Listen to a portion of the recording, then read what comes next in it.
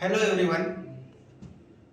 Cathedral Bells private limited company में आज हम डिफरेंट टाइप्स के टिम्बर को किस तरह से सेल किया जाता है, इसका मार्केट कहाँ अवेलेबल है, हमारी कंपनी आपको स्पेसिफिकली फार्मर्स को जिन्होंने अपने प्राइवेट लैंड पर बहुत सारे टाइप्स के टिम्बर लगाए हुए हैं, जिसमें महोगनी, टीकवुड, सैंडलवुड, उसमें चाहे रेड सैंडलवुड हो या वाइट सैंडलवुड हो, मलबार नीम या यूकलिप्टस जिन्होंने लगाया हुआ है, इसको किस तरह से सेल किया जाता है, इसकी परमिशन किस तरह से ली जाती है, इसमें कंपनी आपकी किस तरह से सहायता करती है, इसका एग्रीमेंट कैसे होता है, इसकी कंप्लीट सेल करने की प्रोसेस कैसी होती है, टिम्बर कटिंग कैसे की जाती है, टिम्बर कटिंग के लिए परमिशन कैसे लेनी पड़ती है, टिम्बर वहन के लिए ट्रांजिट सर्टिफिकेट कैसे लेना पड़ता है और उसका क्यूबिक फीट से या फिर टन के अनुसार वेट करके कितना अमाउंट आ सकता है, इन सारी चीजों के बारे में आज हम डिस्कशन करेंगे। तो जैसे कि मैं आपको एक फार्मर समझ रहा हूं, एक ऐसा फार्मर जिन्होंने कोई एक टिम्बर लगाया हुआ होगा, कोई एक वुड, चाहे वो आप महोगनी का वुड कह सकते हैं, चाहे वो आप टीक वुड का वुड कह सकते हैं, सैंडलवुड कह सकते हैं जिसमें व्हाइट सैंडलवुड, श्रीगंधम हो या रेड सैंडलवुड हो, या फिर यूकलिप्टस लगाया हुआ हो या मलबार नीम आपने लगाया हुआ हो, या कोई आप में से लगाने की ऐसी प्लानिंग कर रहा हो जिसको ये जानकारी चाहिए कि अगर वो ये कोई चीज लगाता, कोई भी प्लांट्स लगाता है तो सच में वो फ्यूचर में उसके लिए बेनिफिट है या नहीं है, बेनिफिटेबल है तो कितना बेनिफिट उसको मिल सकता है, मार्केट में आज किस तरह से अलग अलग सेक्टर में ऑक्शंस करते हैं प्राइवेट कंपनीज या फर्नीचर मैन्युफैक्चरिंग कंपनीज, या अगर हम सैंडलवुड या रेड सैंडलवुड के बारे में बोले तो कॉस्मेटिक कंपनीज, फार्मास्यूटिकल कंपनीज में किस तरह से ये यूज किया जाता है, किस तरह से ये सेल होता है, मार्केट में इसका रेट क्या होता है, ये सारी हम वन बाय वन चीजें आपको बताएंगे। तो सबसे पहले हम सोचते हैं कि आप इंडिया में कहीं के भी रहिवासी हैं, क्योंकि हमारी कंपनी अभी करंटली इंडिया में डील कर रही है। मैं आपको साथ में ये भी बताऊंगा कि हमारी कंपनी आपके टिम्बर को आउट ऑफ इंडिया में, जैसे फॉरेन कंट्रीज जैसे दुबई, कुवैत के कंट्रीज में या यूरोपियन मार्केट में आपके महोगनी, टीकवुड, सैंडलवुड को सेल करने के लिए किस तरह से आपको हेल्प करती है, उसके लिए हमारे पास क्या क्या लाइसेंसेस अवेलेबल है, इन चीज की भी जानकारी हम इस वीडियोज में बताएंगे। सबसे पहले वन बाय हम शुरुआत करते हैं महोगनी। जैसे कि आज हम देख रहे हैं कि महोगनी, ज्यादातर लोग जो है वो महोगनी और टीकवुड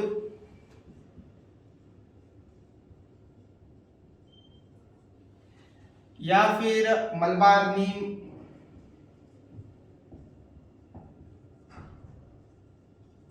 जिससे कि फर्नीचर बनता है, ऐसी सारी टिम्बर जिसमें महोगनी, टीकवुड और मलबार नीम, इन तीन चीजों के बारे में हम जानकारी इकट्ठा करेंगे।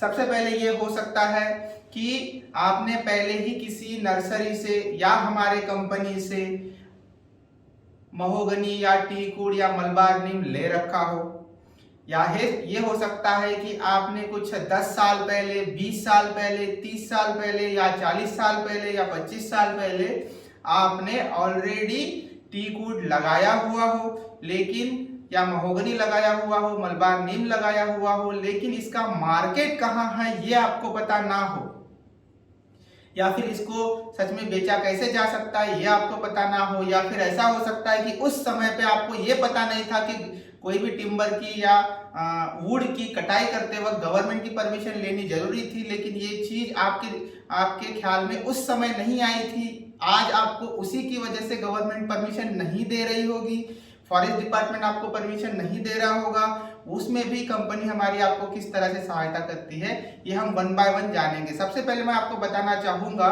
कि महोगनी, टीकवुड और मलबार नीम, इन तीनों को सेल करने की एक सिंगल प्रोसेस होती है।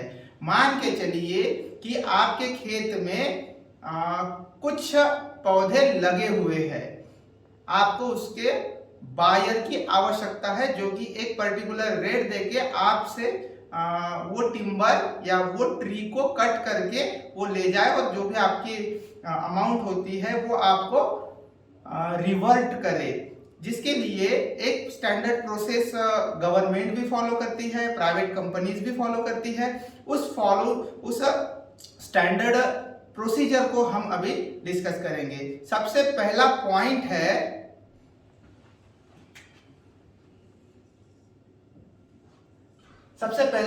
है ट्री मार्किंग। सबसे पहले मैं आपको ट्री मार्किंग के बारे में बताऊंगा।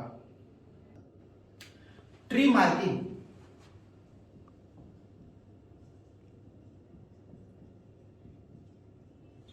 मान के चलिए आपका एक खेत है जिसमें आपने हो सकता है आपने बाउंड्री पे कोई प्लांट लगाया हुआ हो या ट्री आपका खड़ा हो, या हो सकता है आपने खेत के अंदर उसको लगाया हुआ हो।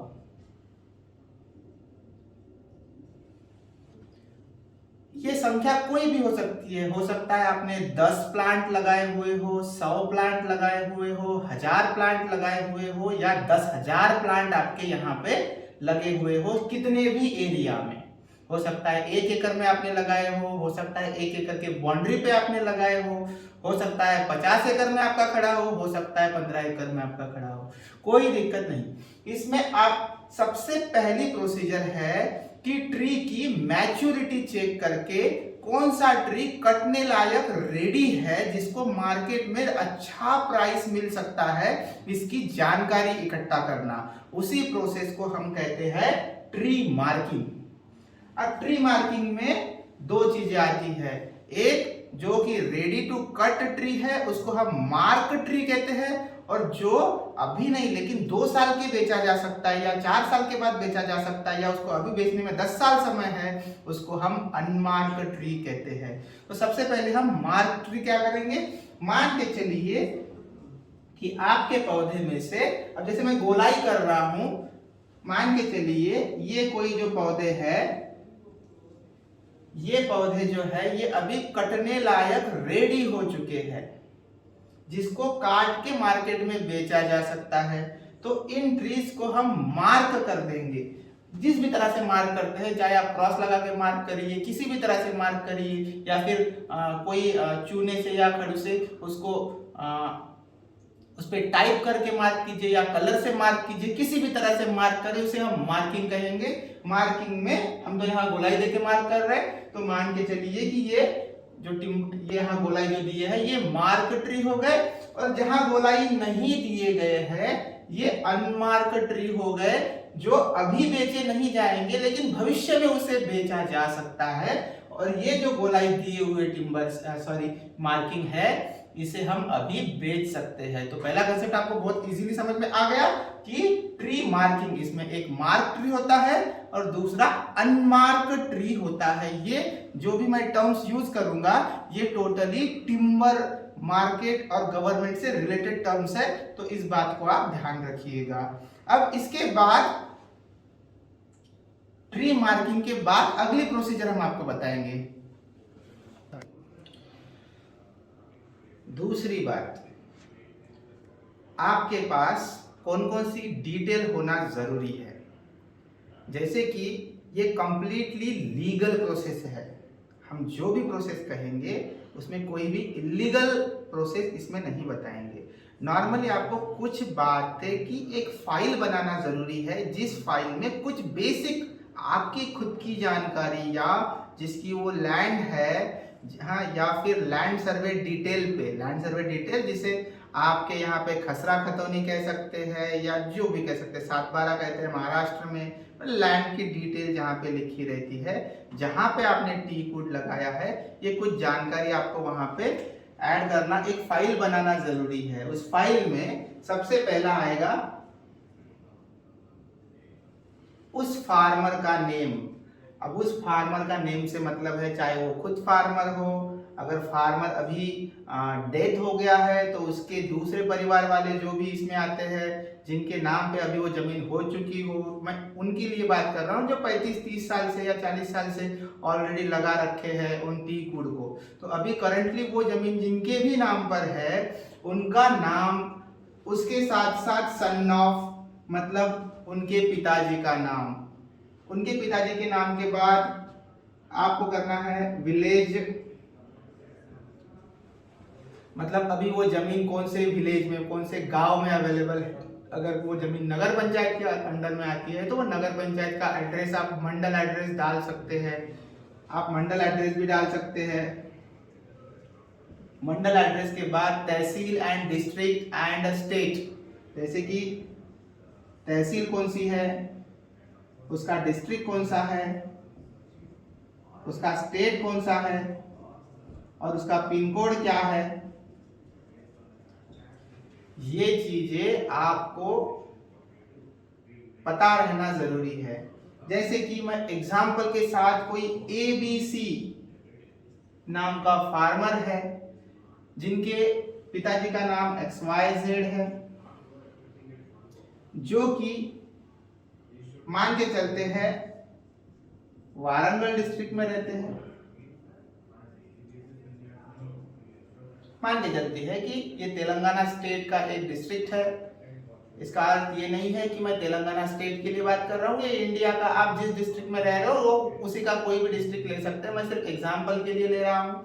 चाहे वो एक वारंगल डिस्ट्रिक्ट है जो किसी वारंगल मंडल में ही आता है,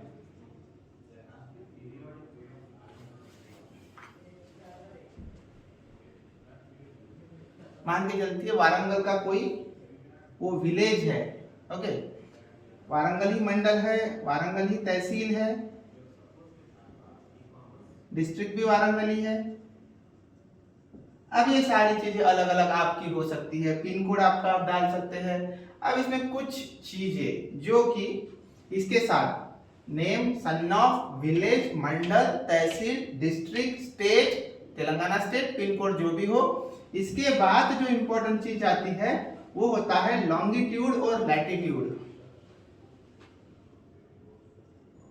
लॉन्गिट्यूड एंड लैटिट्यूड,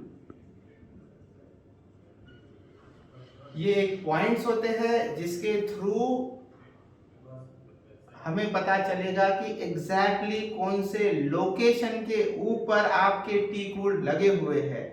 तो ये एक पॉइंट होते हैं जैसे 175.00.789 या फिर 276.319.489, ये ऐसे कोई भी पॉइंट्स हो सकते हैं लॉन्गिट्यूड एंड लैटिट्यूड का, जिसके थ्रू हमें एग्जैक्टली पता चलेगा कि आपके जो टीक वुड है वो कहाँ पे लगे हुए हैं।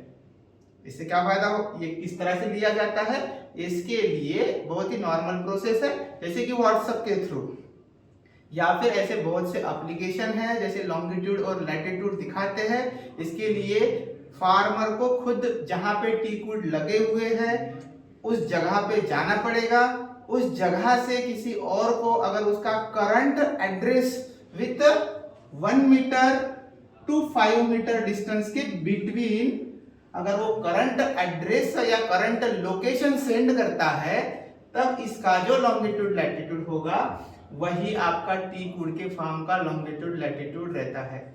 इस चीज से हमारी कंपनी आगे चल के बायर्स को दिखा सकती है कि ये हमारे जो टीक वुड है वो इस जगह पे एग्जैक्टली लगे हुए हैं। तो ये चीजें आपको पता रहना जरूरी है।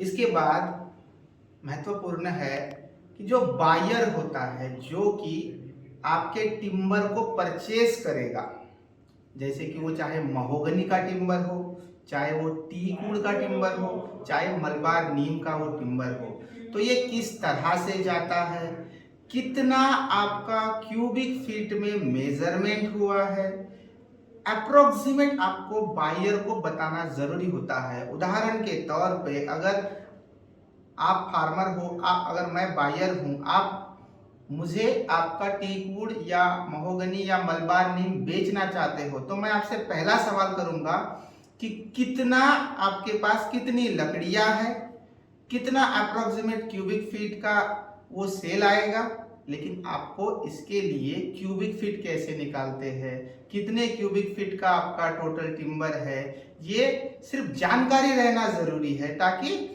बेसिक जानकारी रहने से आप आगे वाले को बता सकेंगे कि आगे वाला भी इतना समझ पाएगा कि आपको एग्जैक्टली कितना अमाउंट उसे पे करना है।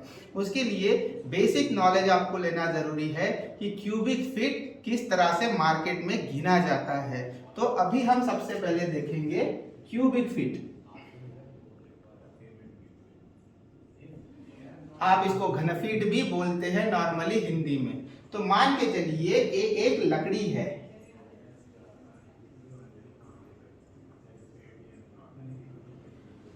मान के चलिए ये एक लकड़ी है जो कि कटाई होने के बाद है, या फिर आप ऐसे मान के चलिए कि ये कोई टिम्बर आपका खड़ा है। अभी आपका दोनों कहना हो सकता है। आप कहेंगे कि हमारे टिम्बर तो अभी कटे ही नहीं है, तो हम क्यूबिक फीट कैसे निकालेंगे, या फिर आपका ये कहना हो सकता है कि हमारे पेड़ जो है अभी लगे हुए हैं जिसे अभी काटना बाकी है, तो उसका क्यूबिक फीट कैसे निकाला जाता है। मैं दोनों चीजें आपको वन बाय वन बताऊंगा। सबसे पहले मैं आपको बताऊंगा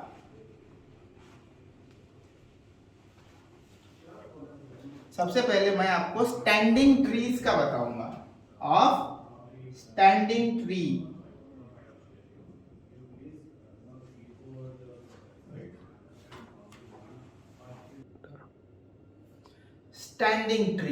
स्टैंडिंग ट्री का मतलब है कि आपका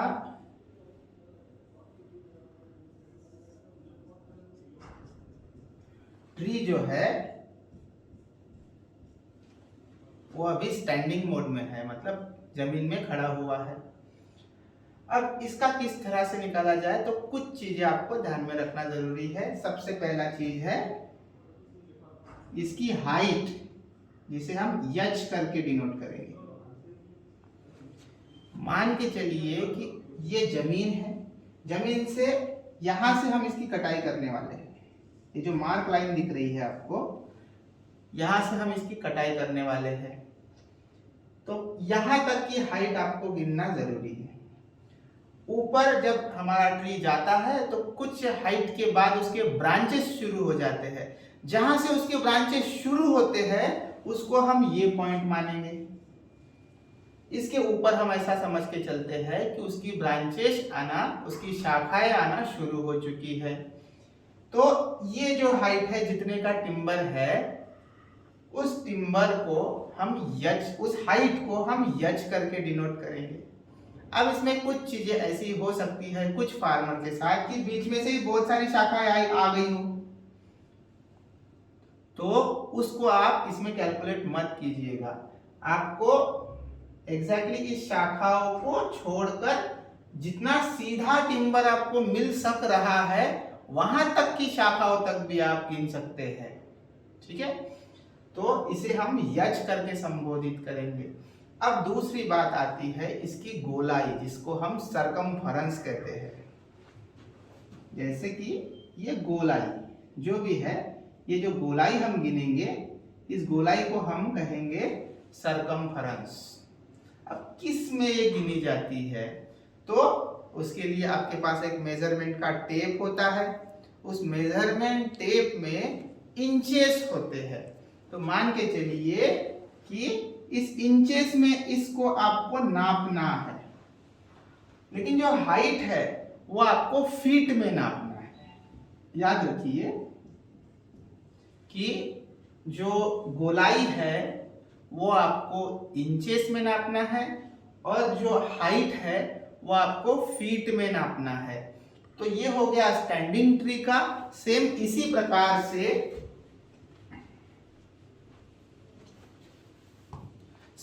प्रकार से अगर कोई कटा हुआ ट्री है, ठीक है, ताकि वो नीचे गिरा हुआ होगा, कटा हुआ है, तो ये जो डिस्टेंस है कटा हुआ ट्री का, इसको हम हाइट मानेंगे और इसकी गोलाई हम इस तरह से मेजर करेंगे। वही गोलाई जो है उसे हम इंचेस में नापेंगे, सरकमफेरेंस जो है वो हम इंचेस में नापेंगे, एंड हाइट जो है वो हम फीट में नापेंगे। अब एक उदाहरण के तौर पे इसे समझ लेते हैं। मान के चलिए इस टिम्बर की, जैसे कि आपने चाहे वो स्टैंडिंग टिम्बर हो, आप गए और उसकी गोलाई नापी, हो सकता है वो इंचेस में कितनी आती है। तो उदाहरण के तौर पे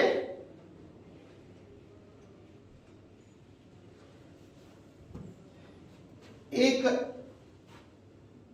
जो टिम्बर है उसको हम टी कह रहे हैं, उस टिम्बर की जो गोलाई है उसको हम CF मतलब सरकमफेरेंस कह रहे हैं, जो कि अप्रोक्सीमेट मान के चलते, काटते समय कितनी है, तो मान के चलिए कि वो 55 इंच है। मान के चलिए वो 55 इंच है।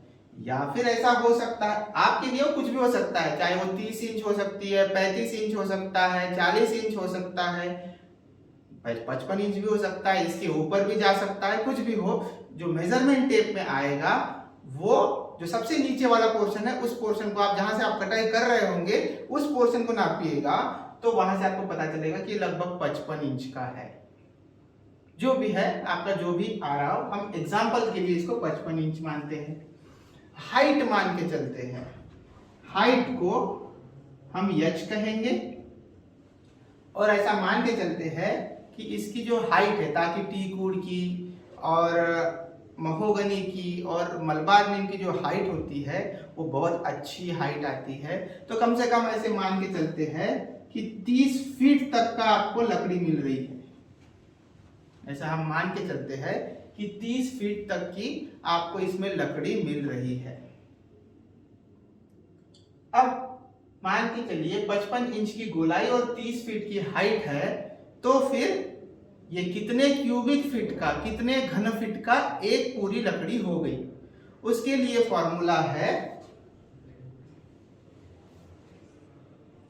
सरकमफेरेंस मतलब गोलाई इंटू सरकमफेरेंस मतलब फिर से गोलाई इंटू हाइट मतलब उसकी हाइट, डिवाइड बाय, भाग देना है उसको 2304 से। उसको आपको भाग देना है 2304 से। 2304 नॉर्मली इंचेस से फीट में कन्वर्ट करने के लिए ये अंक यूज किया जाता है, तो इतना सोचना जरूरी नहीं है कि 2304 कहां से आया, ठीक है ना। तो 2304 जनरली इंचेस से फीट में कन्वर्ट किया जाता है, ठीक है। तो 2304 से उसको भाग देना है आपको। अब हमारी गोलाई है 55 इंच, तो यहां आ गया 55 इंटू फिर से गोलाई 55 इंटू हमारी हाइट कितनी है 30 फीट, तो ये 30 फीट हो गई, और इसको भाग दे दिया हमने 2304 से। अभी कितना कैलकुलेट हुआ, जैसे कि हम मोबाइल में निकालते हैं।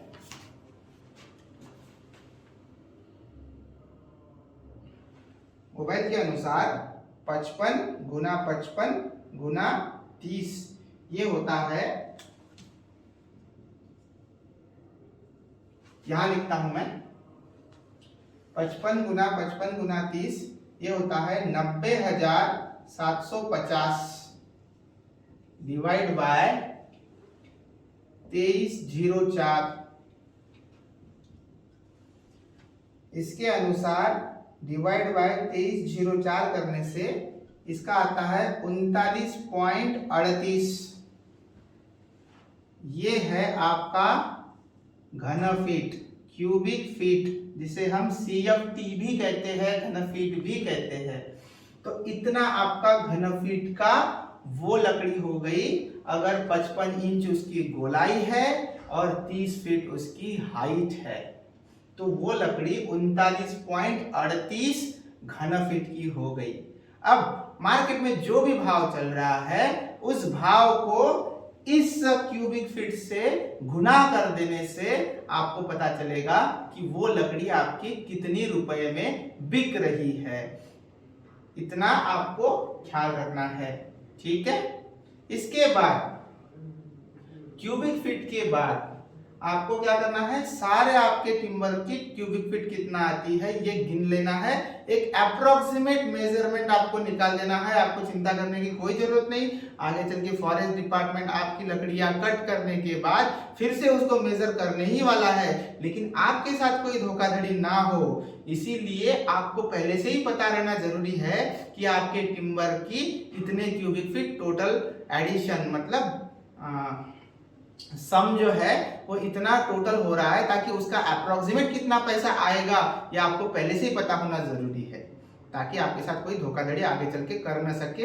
इसलिए इस नॉलेज को गेन करना बहुत आवश्यक है। अगर आपको ये समझ में ना आया हो तो इसी वीडियो को थोड़ा 1 मिनट पीछे ले जाके फिर से देख लीजिएगा। उसके अनुसार आप एक आधा टिम्बर का मेजरमेंट करके देखिएगा, वो कितने इंचेस आता है। 55 जरूरी नहीं है, 35 हो सकता है, 30 हो सकता है, 20 भी हो सकता है, 28 भी हो सकता है। आप वो करके देखिए। हाइट देख लीजिए, वो 30 फीट जरूरी नहीं है, आपकी 20 फीट की हो सकती है, 10 फीट की हो सकती है, 15 फीट की हो सकती है। आप चेक करके देखिए, इस फॉर्मूला में डालिएगा, 2304 से उसे डिवाइड कीजिएगा और उसके अनुसार ये जवाब निकालिएगा कि अभी आपकी लकड़ी कितने क्यूबिक फीट है। इसकी आपको प्रैक्टिस करते रहना जरूरी है। फिर आपको इससे बहुत चीजें पता चलेगी कि और हमें और ज्यादा क्यूबिक फीट भविष्य में इसका बढ़ाने के लिए क्या क्या चीजें करनी चाहिए। ये सब चीजें आपको इसमें पता चलेगी। अप्रोक्सीमेट आपके पास कैलकुलेशन होना जरूरी है, क्योंकि आप आगे चल के फॉरेस्ट डिपार्टमेंट जो आपको वही सौंपेगा उसको आप तालमेल करके देख सको कि जो भी आपने किया था वैसे ही सही किया गया है और आपको सही भाव मिलेगा। अब ऐसा मान के चलिए कि आपके खेत में, अब मैं सैंपल एग्जांपल के थ्रू आपको टिम्बर जो कि महोगनी का हो या फिर टीक वुड का हो या मलबार टीक का हो, इसे कैसे बेचना है उसका एग्जांपल के तहत अब इसको सही से समझ लेते हैं। कि मान के चलिए अभी महोगनी का हम आपको बताएंगे। मान के चलिए कि आपके खेत में 1000 टीक वुड है, जिसमें से 800 टीक वुड है जो मार्क किए गए हैं, मतलब कटने लायक रेडी है, और 200 टीक वुड जो है वो अभी अनमार्क है, मतलब वो अभी सेल करने में उसको 2-3-4 साल का समय है, या मैच्योर होकर के कटाई करने का जो समय है, कटिंग पीरियड हार्वेस्टिंग पीरियड उसका अभी बाकी है। तो अभी हम जो कैलकुलेट करेंगे वो 800 ट्री का करेंगे, जो हम अप्रोक्सीमेट मान के चलते हैं कि ये 800 ट्री जो है वो कम से कम 30 क्यूबिक फीट के हैं।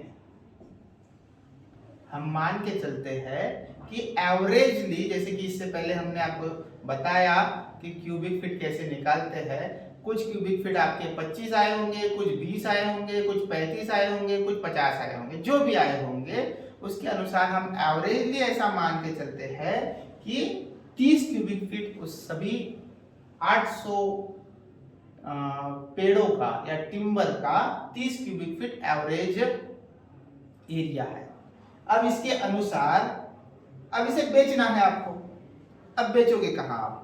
बेचने के लिए नॉर्मली आपके अगल बगल में बहुत से दलाल घूमते रहते हैं। अब आप दलाल के पास जाएंगे, दलाल क्या करता है?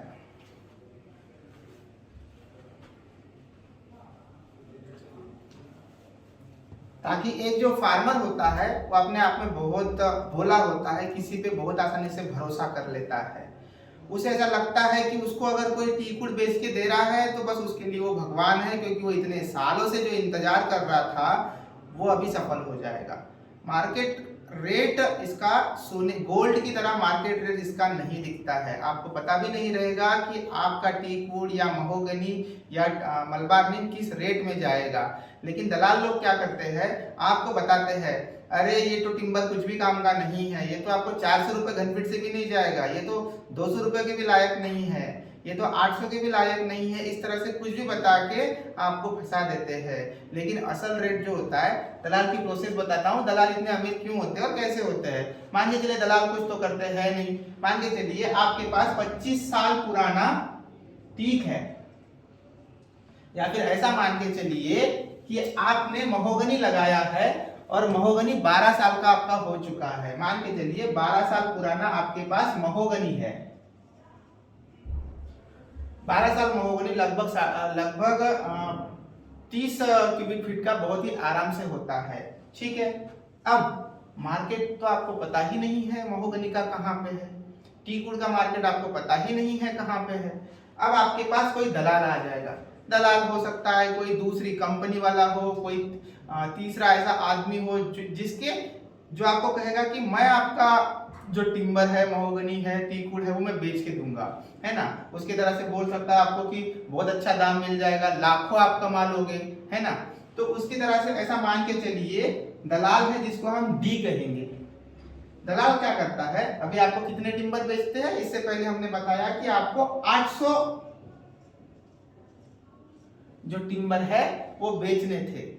अब दलाल आपको बोलेगा कि भाई साहब आपके टिम्बर तो ठीक ठाक है, कुछ काम के नहीं है, कुछ तो ऐसे ही बिकेंगे पड़े रहेंगे, कुछ भी उसका यूज नहीं होगा, और कुछ टिम्बर ठीक ठाक है, लेकिन चाहे तो क्योंकि आप मेरे करीबी है इसके लिए मैं आपको वो भी आपके छोटे मोटे सारे टिम्बर बिकवा दूंगा। अब आपको सच में ऐसा लगेगा क्योंकि आपके खेत में हो सकता है कुछ टिम्बर बारीक हो, कुछ टिम्बर बड़े हो, तो आपको ऐसा लगेगा कि ये टिम्बर बारीक रह गए क्योंकि इसकी सही से सेवा नहीं हो पाई, या फिर पता नहीं आपको क्यों बारीक रह गए। इसके अनुसार वो हो सकता है आपको वो इस तरह से गुमराह करेगा, आपको बोलेगा कि 600 रुपए घन फीट के अनुसार हम मैक्सिमम बिकवा देंगे। आपको क्या लगेगा, आप क्या करोगे, 600 रुपए घन फीट के अनुसार आप क्या करेंगे, 800 घन फीट है हमारे पास, उसके अनुसार 600 रुपए घन फीट इंटू इसके अनुसार ये कितना आ गया टोटल घन फीट, मैं कैलकुलेट करके बताता हूं, जो कि हम दलाल की नजर से कैलकुलेट कर रहे हैं, हमारी नजर से नहीं। तो यहाँ पे 800 लकड़ियां गुना 600 रुपए घन फीट, तो ये टोटल हो गया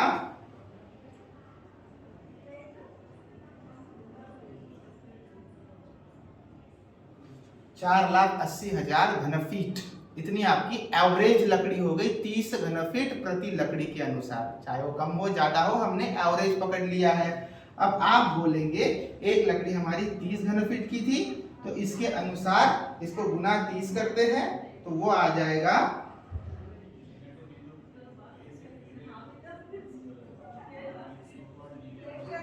1,44,00,000 रुपए, मतलब 1.44 करोड़।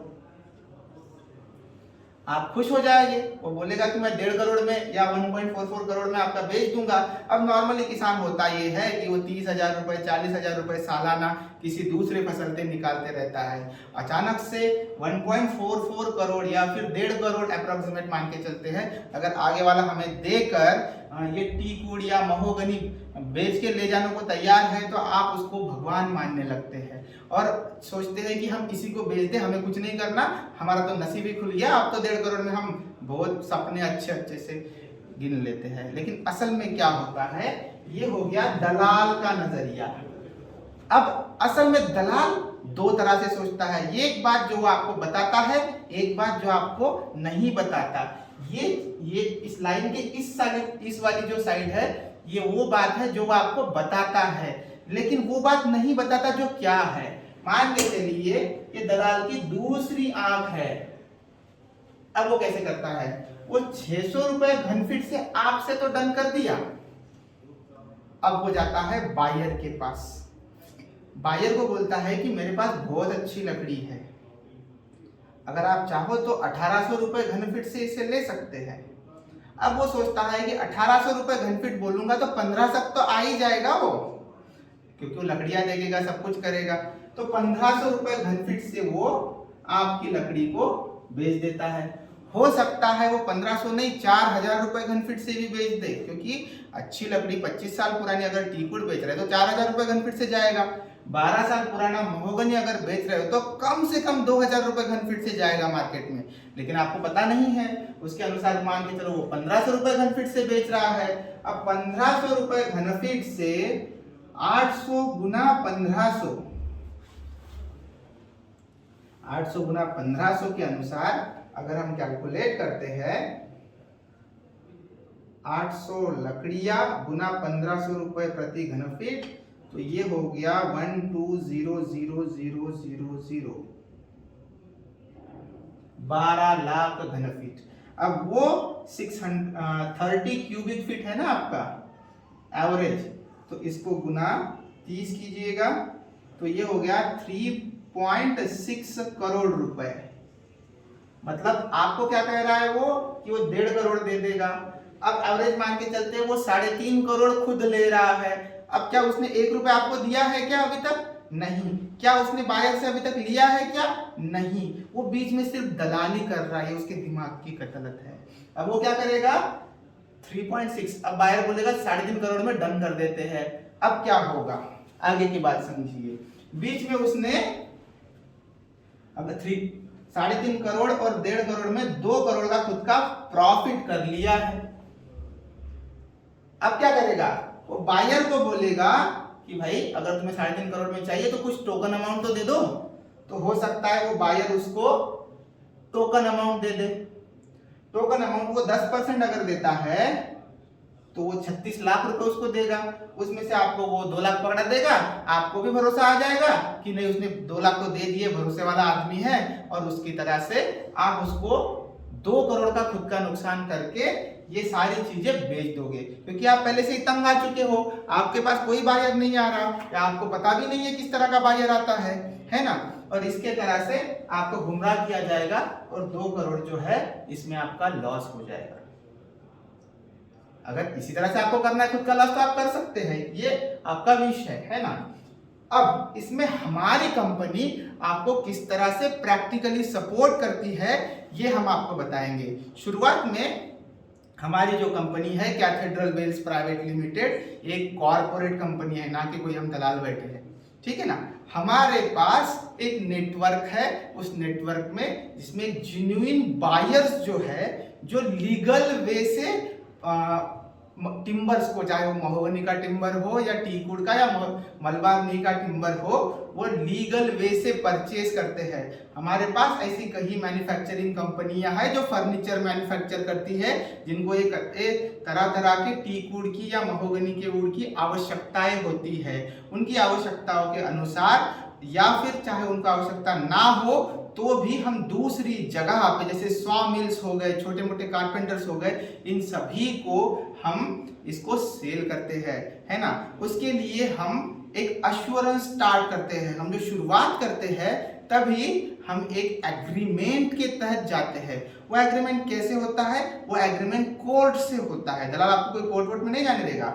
हम जो है वो आपको कोर्ट के थ्रू एग्रीमेंट कराते हैं, नोटरी कराते हैं, और उसके बाद आपकी प्रोसेस स्टार्ट करते हैं। और जो भी हम बायर से बात करेंगे वही बात हम आपको बताते हैं, ताकि आप में ट्रांसपेरेंसी बनी रहे। अगर आप चाहो तो डायरेक्टली बायर से भी बात कर सकते हो, जिसमें आपको पता चलेगा कि कितने अमाउंट में सच में आपकी लकड़ियां बिकने वाली है और उसकी प्रोसेस क्या है। चलिए मैं आपको अब उस एग्रीमेंट की कॉपी बताता हूं और उस एग्रीमेंट में क्या क्या लिखा हुआ होता है वो सही से समझाता हूं। चलिए,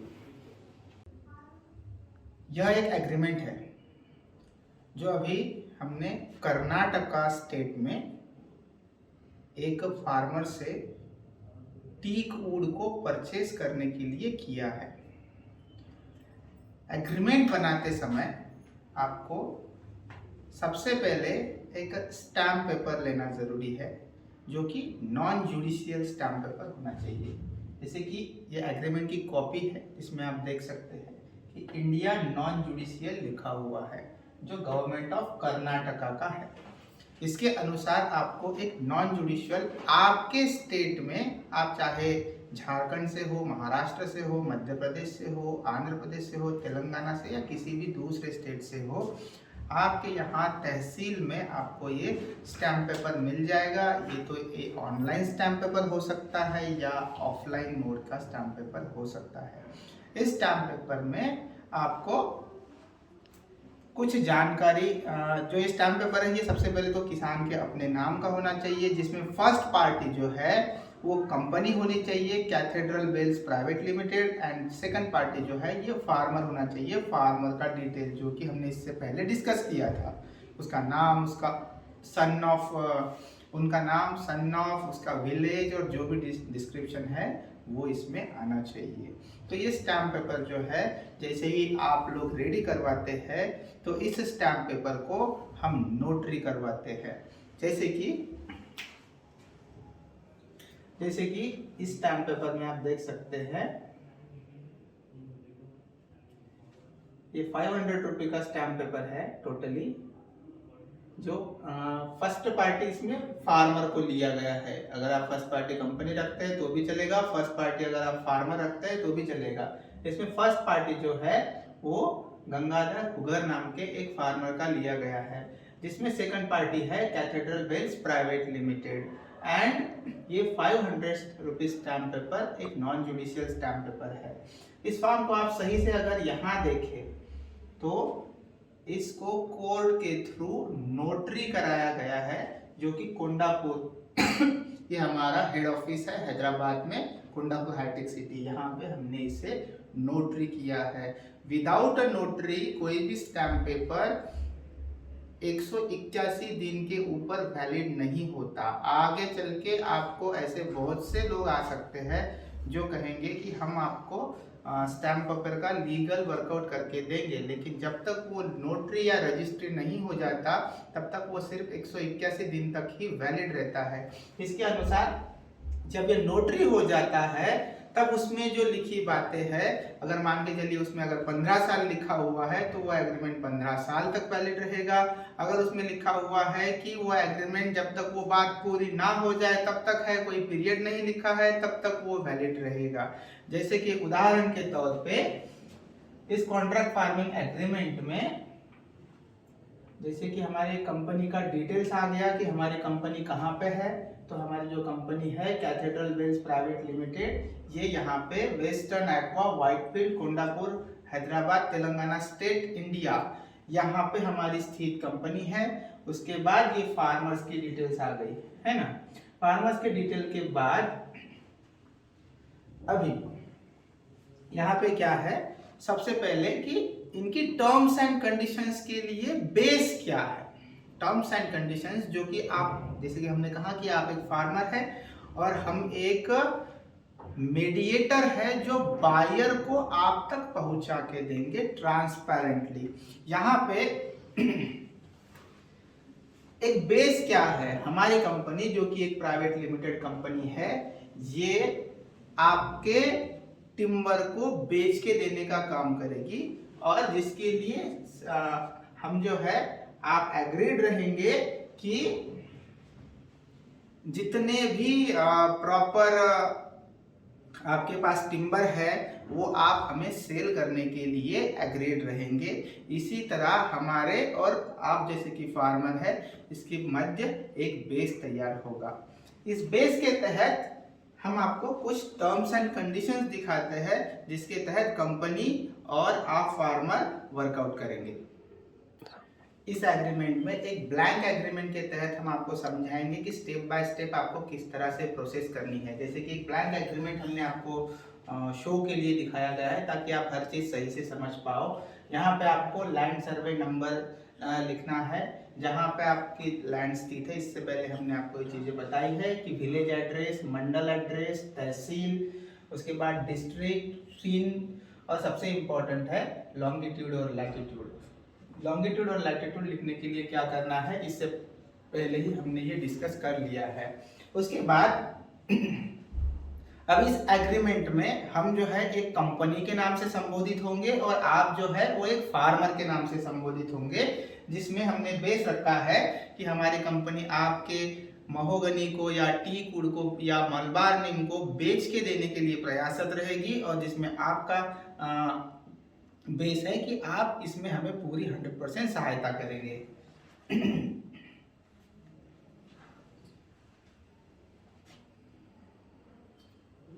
यहाँ पे अब शुरुआत करते हैं एग्रीमेंट पीरियड से। जैसे कि मान के चलिए अगर आपने अभी अभी पौधा लगाया है तो ये एग्रीमेंट अभी अभी अगर बनेगा और मैं कहूँगा कि मैं 6 मंथ में आपके पौधे भेज दूंगा तो इट्स नॉट पॉसिबल, क्योंकि 6 मंथ में आपके पौधे बढ़े ही कितने होंगे। इसीलिए हो सकता है आपके जो पौधे हैं अभी 2 साल के हो, 3 साल के हो या 5 साल के हो, है ना। तो आप एग्जैक्टली हम नहीं बता सकते कि कितने साल का एग्रीमेंट बनना चाहिए, है ना। इसीलिए हमने इसका एग्रीमेंट का पीरियड जो है, जैसे कि आप यहाँ देख सकते हैं, the company will not provide this agreement will be valid until cutting and sale of the trees without any restrictions to the time required for sale। इसका मतलब है कि जब तक कंपनी आपके टिम्बर को, चाहे वो महोगनी का टिम्बर हो या फिर टीक वुड का, उसको कट करके बेच नहीं देती, तब तक ये एग्रीमेंट जो है ये वैलिड रहेगा। इसका मतलब है कि आज ऑलरेडी अगर कटिंग के लिए आपके पास टिम्बर रेडी है तो हम उस एग्रीमेंट को 6 महीने के भीतर उसको सेल कर देंगे, और अगर आपके अभी 4-5 साल बाकी है तो उसके लिए ये एग्रीमेंट ही सही रहेगा। इसलिए इसमें हमने एग्रीमेंट का कोई टाइम पीरियड नहीं ऐड किया है। दूसरा पॉइंट, प्राइसिंग स्ट्रेटेजी।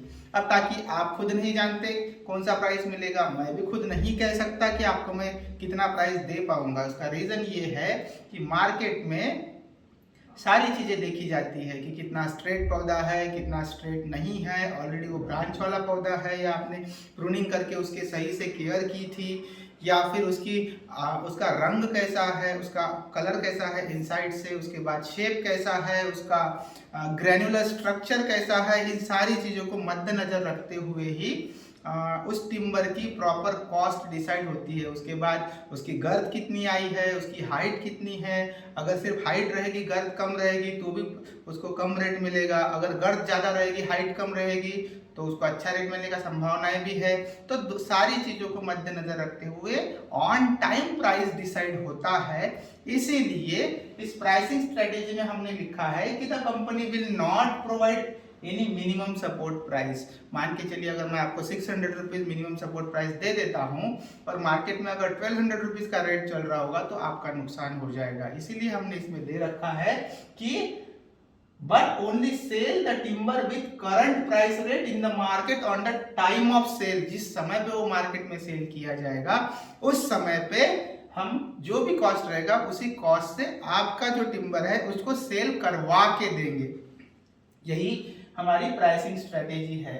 इसके बाद हमारी टर्म्स एंड कंडीशंस, कंपनी आपके लिए क्या क्या करेगी जिसके तहत आपको पता चलेगा कि सच में हमारी कंपनी जो है वो किस तरह से आपके टिम्बर जो कि महोगनी के, टीक वुड के, मलबार नीम के है वो सेल हो सकते हैं। सेल हम कैसे कराते हैं? तो सबसे पहले कंपनी जो काम करेगी वो आपके टिम्बर को आप ही के माध्यम से और हमारे एम्प्लॉय स्टाफ के सपोर्ट से जो टिम्बर को क्या करेगी, मेजरमेंट करेगी, क्लासिफाई करेगी और उनको नंबरिंग करेगी। जिससे पहले हमने ये बात सीखी है कि unmark tree and mark tree कैसे होता है, उसी तरह जो मार्क ट्री है उसकी नंबरिंग करेगी, उसके बाद उसका मेजरमेंट करेगी ताकि आपने पहले ही मेजरमेंट ले चुका है, उसी के सहारे कंपनी फिर से मेजरमेंट करेगी, उसके बाद उसको क्लासिफाई करेगी। क्लासिफाई में 1 2 3 4 5 6 7 टाइप्स के क्लासिफिकेशन होते हैं जिसके तहत उसके गर्थ के अनुसार, आकार के अनुसार, जैसे कि किसी के आकार अगर 20 इंचेस का गर्थ है तो क्लास 1 में आएगा, अगर वो 25 का है तो क्लास 2 में आएगा, 30 का है तो क्लास 3 में आएगा। लाइकवाइज गर्थ के अनुसार ये उल्टा भी हो सकता है, जो सबसे ज्यादा वाला है वो फर्स्ट में आ सकता है, उससे कम वाला सेकंड में आ सकता है। डिपेंड करता है कि किस तरह से रखा जाए, उसका कोई प्रॉब्लम नहीं है। इसके अनुसार हम उसको मेजरमेंट एंड क्लासीफाई करेंगे। ये हमारी कंपनी आपके लिए फर्स्ट काम करेगी। सेकेंडली, अब जैसे ही हमने ये क्लासीफाई कर लिया, हमारी कंपनी उस क्लासिफिकेशन को बायर के सामने रखेगी सबूत के साथ। अब बायर, सबसे पहले हम क्या करेंगे, उसको कम से कम 50 से 60 डिफरेंट टाइप्स ऑफ बायर जो कि उस एरिया में 300 किलोमीटर या 500 किलोमीटर के सर्कुलर में रहते हैं, उस एरिया के उतने बायर्स को हम आपका जो मेजरमेंट की और क्लासिफिकेशन की एक रिपोर्ट है वो वहां पे सबमिट करेंगे। वो सबमिट करने के बाद उसमें जो भी बायर आपके टिम्बर को परचेस करने के लिए इंटरेस्ट लेते हैं उन बायर्स का हमें रिटर्न रिवर्ट मेल आएगा। उस मेल के थ्रू हम उस बायर्स को फॉलो करेंगे। उदाहरण के तौर पे मान के चलिए, इससे पहले जो कि हमने डिस्कस किया था कि आप उसकी प्रोसेस हम आपको प्रैक्टिकली समझाते हैं। आइए, जैसे कि मान के चलिए कि आपका टिम्बर है, आपके टिम्बर को लेने के लिए कम से कम 50 बायर को कंपनी ने एक रिक्वेस्ट भेजा है उसको इस टर्म्स एंड कंडीशंस के लैंग्वेज में request proposal, RFP, request for proposal.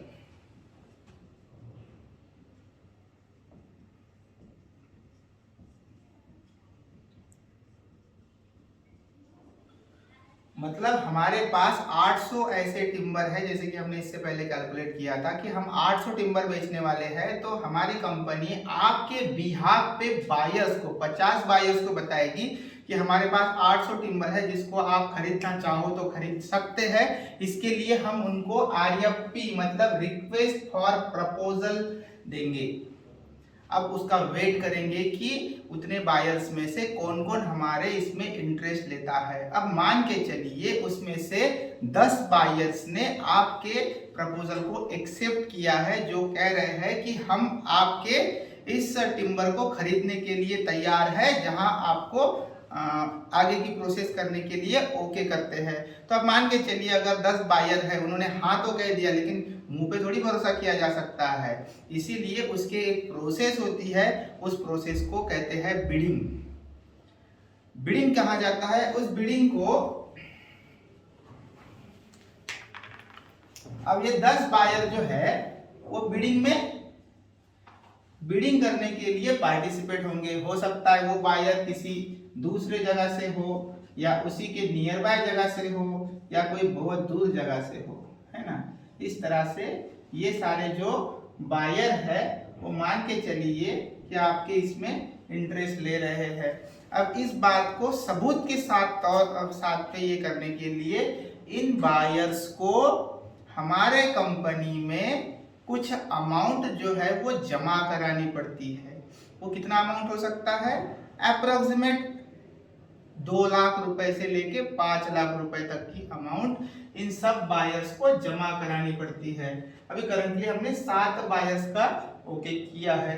7 buyers में से मान के चलिए 7 बायर्स ने 5-5 लाख रुपए जो है वो हमारे कंपनी में जमा करा दिया, सिर्फ ये सबूत के तौर पे कि हम सारे लोग जो है वो बिडिंग करने के लिए ओके है।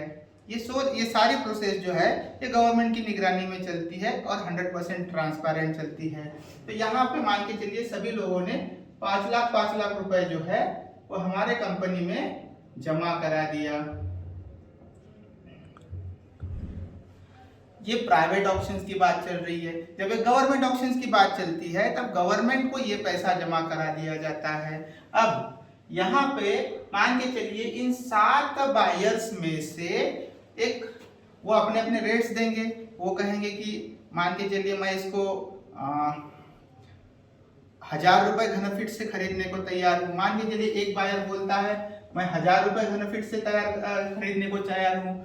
कोई बोलेगा मैं 1050 रुपए घन फीट से खरीदने को तैयार हूँ। कोई बोलेगा मैं 900 रुपए घन फीट से तैयार हूँ। कोई बोलेगा मैं 2000 रुपीज देने को तैयार हूँ। कोई बोलेगा मैं 1800 रुपीज देने को तैयार हूँ। कोई बोलेगा मैं 1801 रुपए देने को तैयार हूँ। लाइकवाइज वहां पे एक अपनी बीडिंग चलेगी।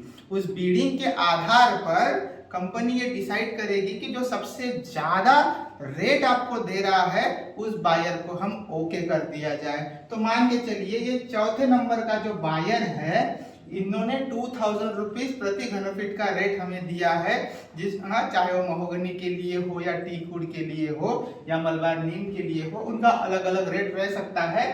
तो उसके अनुसार अगर चौथे नंबर का बायर ओके कर देते हैं तो इस बायर को छोड़ के, जो चौथे नंबर का बायर है, इस बायर को छोड़ते बाकी सारे बायर्स को रिजेक्ट कर दिया जाता है। और उस रिजेक्शन के लिए उन्होंने जो हमारे कंपनी में या फिर गवर्नमेंट ऑप्शंस में गवर्नमेंट को अगर 5-5 लाख रुपए या 2% अमाउंट जो है वो जमा कराई है, उस अमाउंट को वापस रिटर्न कर दिया जाता है कि आपको ये बीड टेंडर नहीं मिला है। अब हम चौथे नंबर को बायर को देने वाले हैं और इनके जो 5 लाख रुपए है ये इनको वापस कर दिया जाता है। और सिर्फ चौथे नंबर के बायर का जो 5 लाख रुपए है ये इन्हें वापस नहीं किया जाता, ये कंपनी या फिर गवर्नमेंट अपने पास रख लेती है। तो ये जो 5 लाख रुपए है इस 5 लाख रुपए को ईएमडी, ईएमडी का मतलब होता है earnest money deposit. Earnest money deposit, earnest money deposit क्या होता है कि एक नॉर्मल डिपॉजिट जो बिडिंग करने के लिए हमने आपको ओके कहा है कि हम आपके 100% ये जो टिम्बर है, चाहे वो महोगनी या टीकवुड या मलबार नीम के हो, ये हम परचेस करने वाले हैं। इस अमाउंट को हम ईएमडी कहते हैं, मतलब कंपनी या गवर्नमेंट के पास ये अमाउंट जो है ये अभी जमा हो चुकी है। ये एक शुरुआती प्रोसेस है जो कंपनी, गवर्नमेंट और बायर के बीच में चलती है। उसके बाद के पॉइंट्स बताते हैं। जैसे कि इसके तहत हमने आपको बताया कि अभी 2% का जो सेल अमाउंट है, अब 2000 रुपए क्यूबिक फीट के अनुसार आगे वाला जो बायर है वो उसे खरीदने के लिए तैयार हो गया।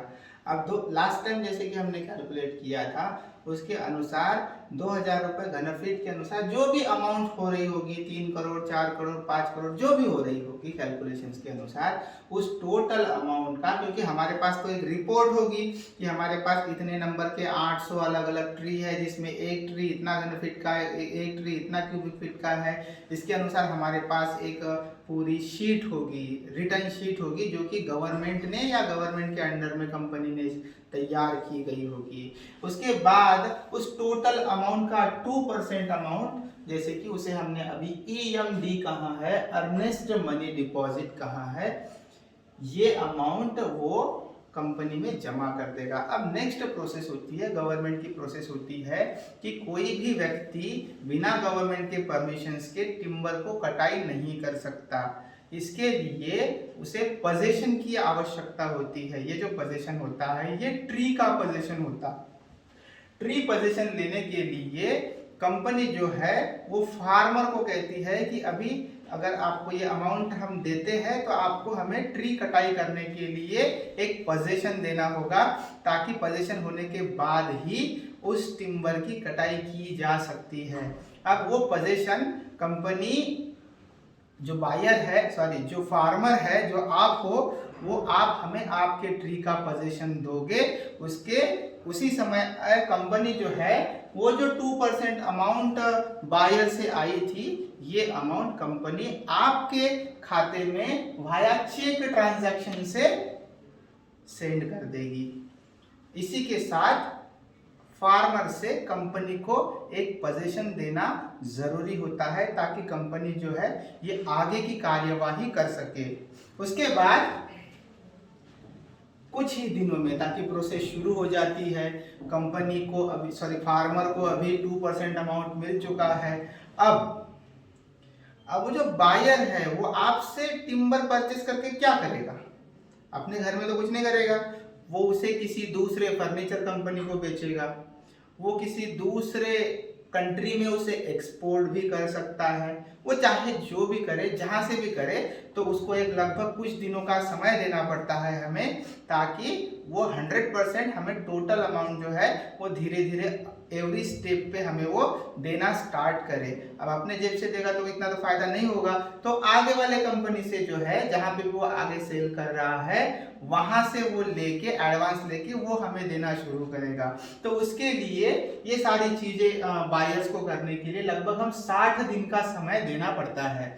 नॉर्मली ऐसे नहीं दिया जाता, लेकिन ताकि हम जितना बायर्स को फेवर करेंगे उतना बायर भी हमें फेवर करेगा। इस माध्यम से कंपनी जो है वो उन्हें 60 दिन का फेवर देती है, जिसके तहत वो 60 दिन में उसे 10% सेल अमाउंट जो है वो कंपनी में डिपॉजिट करना पड़ता है। 10% जो अमाउंट है वो कंपनी में उन्हें डिपॉजिट करना पड़ता है। इसके तहत मान के चलिए हम इसका बेसिक कैलकुलेशंस कर लेते हैं। जैसे कि अभी 2% अमाउंट जो है वो अभी फार्मर को मिल चुकी है। अभी ताकि हमारी कंपनी जो है वो आपके लिए मेहनत कर रही है। कंपनी तो फ्री ऑफ कॉस्ट आपके लिए मेहनत नहीं करेगी ना सर। तो यहाँ पे कंपनी टोटल 15% जो कमीशन अपने पास रखती है और 85% जो कमीशन है, सॉरी जो अमाउंट है, रिमेनिंग अमाउंट, वो फार्मर्स को देती है। अभी कंपनी आपके लिए फ्री ऑफ कॉस्ट मेहनत कर रही है। अभी 2% फार्मर को मिला, अभी कंपनी को 0% मिला है। ओके, अब जैसे ही 60 दिन का समय होता है, उस 60 दिन के समय में कंपनी में लगभग 10% अमाउंट जमा किया जाता है। उस 10% अमाउंट में से 8% अमाउंट जो है वो फिर से फार्मर को दिया जाता है और 2% अमाउंट जो है वो कंपनी 2% अमाउंट जो है वो कंपनी अपना कमीशन के तहत अपने पास रख लेती है एंड 8% अमाउंट जो है वो फार्मर को via cheque transaction, bank cheque transactions दिया जाता है। ये जो है वो 60 डेज में दिया जाता है। मतलब टिम्बर सेलिंग की प्रोसेस आपकी जैसी भी शुरू होती है, उसके 60 डेज के अंदर आपको 8% अमाउंट और कंपनी को 2% अमाउंट जो है वो मिल जाती है। उसके बाद जैसे कि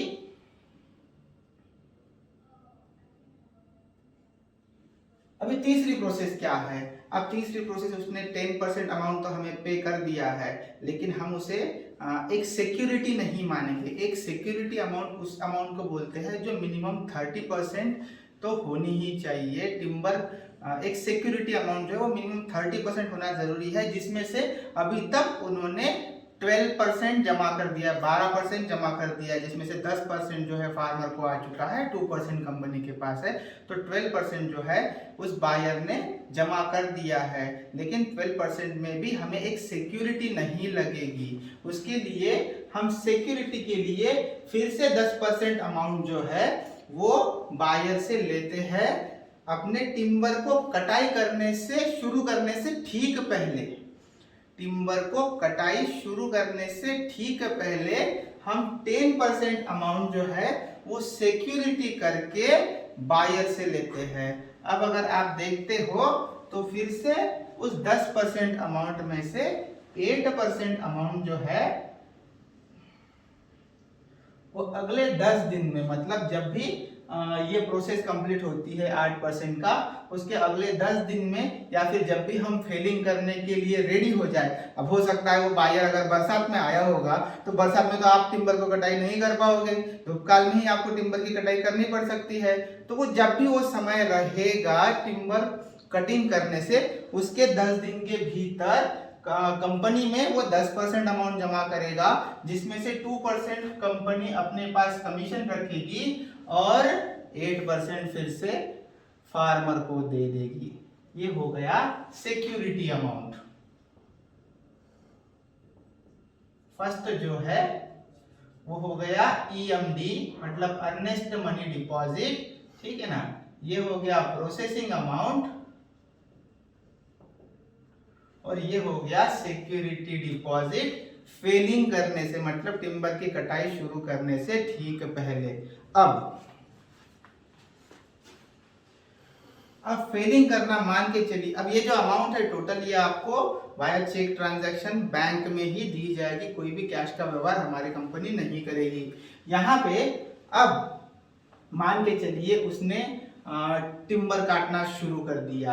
अब हो सकता है कोई बायर आज 1-2 टिम्बर ही काट ले, तो हमारे पास तो इतना समय नहीं कि अगले साल तक उसका इंतजार करे, इसलिए उसको एक ठीक 20 दिन का समय दिया जाता है कि उस 20 दिन के भीतर वो अपने जितने भी टिम्बर्स है, जैसे कि हमारे यहाँ 800 टिम्बर काटना है, उतने लेबर लगा के उन 800 टिम्बर्स को वो काट दे। इसके तहत उस 20 दिन के भीतर ही उसे कंपनी में, ताकि अभी तक उन्होंने कितना परसेंट अमाउंट किया है, 12%, 12% प्लस अभी उन्होंने 10% जमा करा, मतलब 22% अमाउंट हो गई। अभी रिमेनिंग जो 30% में से रिमेनिंग जो 8% अमाउंट है वो टिम्बर कटाई करते करते ही उन्हें दे देना पड़ता है, नहीं तो टिम्बर जो है वो कंपनी उन्हें उस आपके फार्मर के खेत से नहीं ले जाने देगी। इसी के तहत कंपनी उनसे फिर से 8% अमाउंट जो है वो अपने खाते में डिपॉजिट करवाती है। उस 8% अमाउंट में से 7% अमाउंट जो है वो फार्मर को दिया जाता है एंड 1% अमाउंट जो है वो कंपनी अपने पास कमीशन के तहत रखती है। जो 7% अमाउंट है वो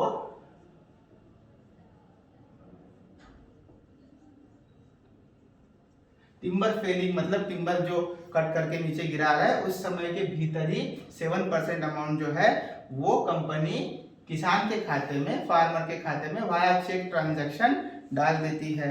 इसके बाद अभी 30% जो अमाउंट है वो बायर से प्राप्त हो चुकी है, ताकि अब बायर्स भी आगे किसी को बताया होगा कि हम आपको देंगे, तो जो आगे वाली कंपनी होगी जो बायर से खरीद रही होगी वो उन्होंने भी तो वो अमाउंट दिया होगा।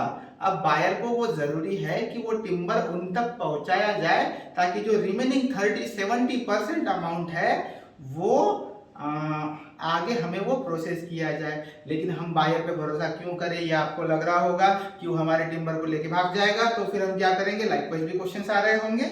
इसीलिए 70% की बैंक गारंटी कंपनी को उस बायर को देना पड़ता है। 70% की बैंक गारंटी, वो भी 100 डेज के भीतर की, मतलब 70% अगर वो लेके भाग भी गया तो भी 70% बैंक हमें देगी। इसकी गारंटी जो है वो बायर हमें देता है, उसकी बैंक जो है वो गारंटी लेती है कि 100 डेज के भीतर का जो है ये वर्कआउट पूरा शेड्यूल किया जाए। अब 70% उसको किस तरह से देना पड़ता है, जैसे कि अभी हमारे पास 70% अमाउंट जो बैलेंस है, डिपॉजिट है, उसमें से सबसे पहले वो 20% अमाउंट जो है वो वहां ले जाते समय वो कर देगा, मतलब ट्रांजिट करके वहां, मतलब बायर जिस कंपनी को आगे सेल कर रहा है उस जगह पे जैसे ही उसके टिम्बर पहुंचते हैं और आगे वाली कंपनी जो बायर से ले रही होगी वो कंपनी जैसे ही उसका मेजरमेंट, ताकि एक रिपोर्ट होगी, उस रिपोर्ट के अनुसार उसको एनालाइज कर लेती है कि जो भी रिपोर्ट इन्होंने दी है वो सही है। उसके तुरंत बाद हमें बायर जो है वो 20% अमाउंट जो है वो देगा। हो सकता है इसको 10 दिन या 12 दिन लगे या वो ट्रांजिट करने के लिए, मतलब वहां तक ट्रांसपोर्ट करने के लिए, मतलब टिम्बर वहां तक ले जाने के लिए जो समय लग रहा है 10 दिन लगेगा, 20 दिन लगेगा, इसके ऊपर नहीं लगेगा। तो वो 20% अमाउंट जो है वो बायर हमें देगा। इसके अनुसार इस 20% अमाउंट में से 15% अमाउंट जो है कंपनी फार्मर के खाते में चेक ट्रांजैक्शन से जमा करती है और 5% अमाउंट जो है वो कंपनी एज अ कमीशन रख लेती है। जैसे कि अभी फार्मर को 2 + 8 10 + 8 + 7 15, मतलब 25 और 15 मतलब 40% रकम जो है वो अब तक फार्मर को प्राप्त हो चुकी है और कंपनी को अपने टोटल 15% अमाउंट में कमीशन में से 10% कमीशन जो है वो प्राप्त हो चुका है। उसके बाद फिर से अगले 5 या 6 दिन के भीतर ही, मतलब जो 20% अमाउंट आएगी उसके एक हफ्ते के अंदर ही बायर को फिर से रिमेनिंग 20% अमाउंट जो है वो कंपनी में सबमिट करना पड़ता है। फिर से उसमें से 15% अमाउंट जो है, ये सारे डिपॉजिट्स हैं,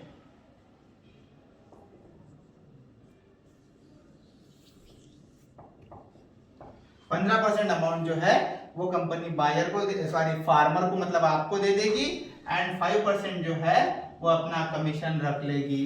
इसके अनुसार कंपनी को अपना 15% कमीशन जो है वो प्राप्त हो चुका है और फार्मर को 40% जो हुआ था प्लस 15 मतलब 55% रकम जो है वो प्राप्त हो चुकी है।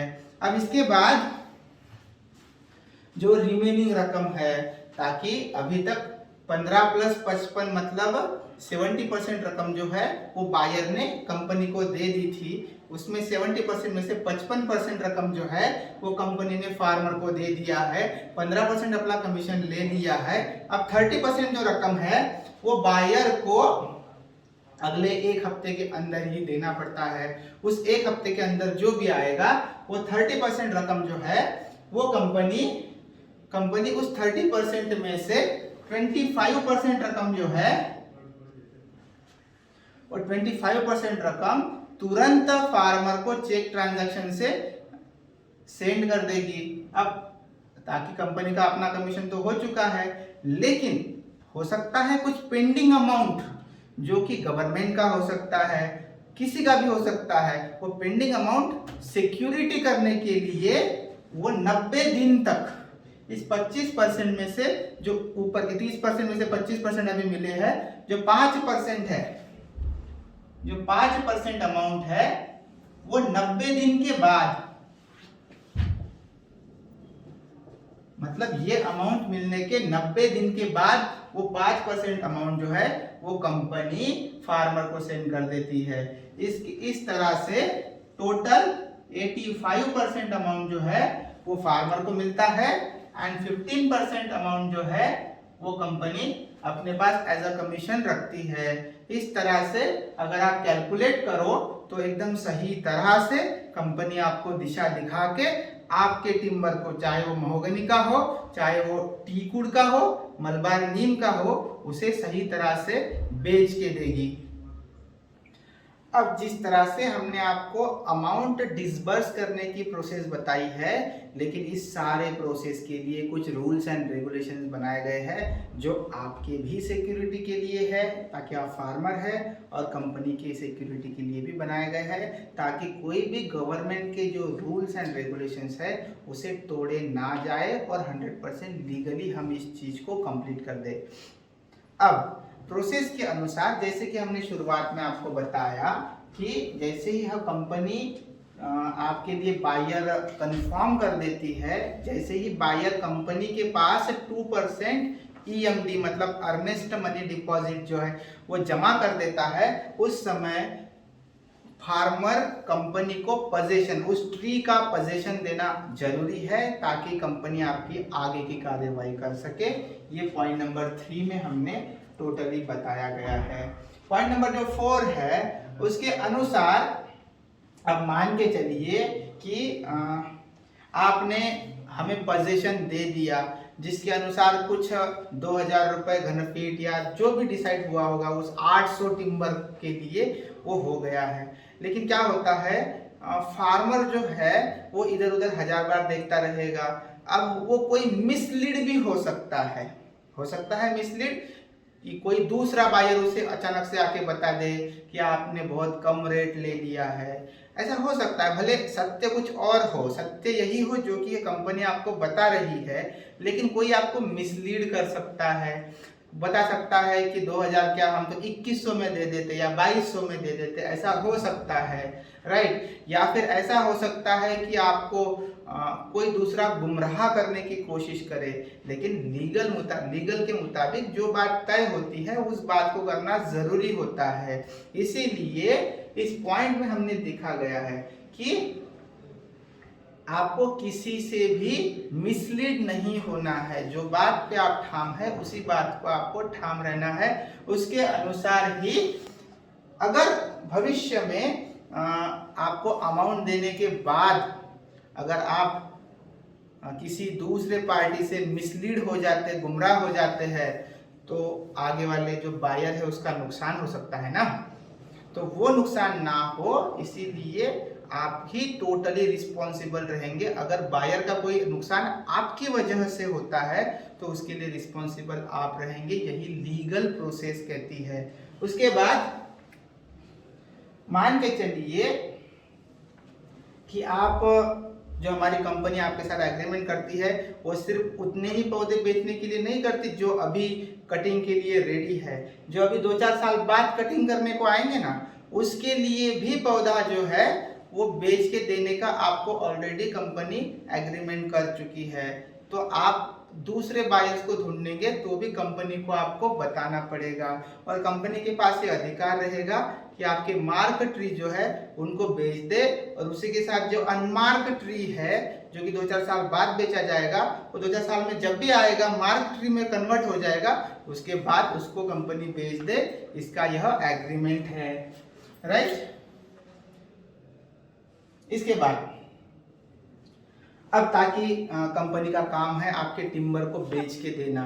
अब फार्मर को ये नहीं सोचना चाहिए कि जो टोटल हेडेक है वो सिर्फ कंपनी का ही है, आपको भी थोड़ी बहुत मेहनत करने की ज़रूरत है। उदाहरण के तौर पे अगर वो टिम्बर हम कटाई करके ले जाएंगे, हो सकता है कुछ बायर टिम्बर की कटाई करे, हो सकता है कुछ बायर उसको ज़मीन से पूरा उखाड़ के ले जाए, उसको कोई भी ज़रूरत आ सकती है, उसके जो भी पैसा बन रहा है वो आपको मिल जाएगा। तो वहाँ बड़े बड़े पिट्स तैयार हो सकते हैं ना, बड़े बड़े गड्ढे तैयार हो सकते हैं। तो आपको हो सकता है 5-10 हज़ार रुपये एक्स्ट्रा लग जाए उस गड्ढों को बुझवाने के लिए, तो आपको ही वो गड्ढे बुझवा के लेना पड़ेगा।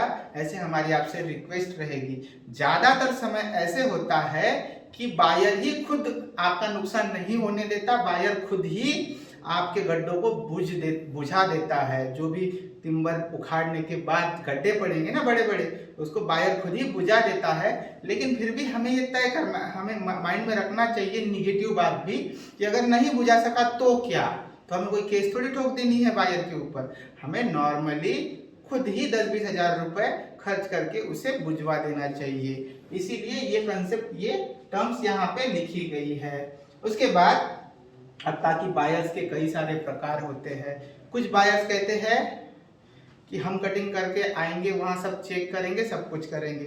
कुछ बायर जो है वो क्या कहते हैं कि ये आपकी जिम्मेदारी है, आप मुझे सिर्फ ना फर्नीचर रेडी, मतलब सिल्ली की तरह। जैसे सिल्ली कैसे होगी,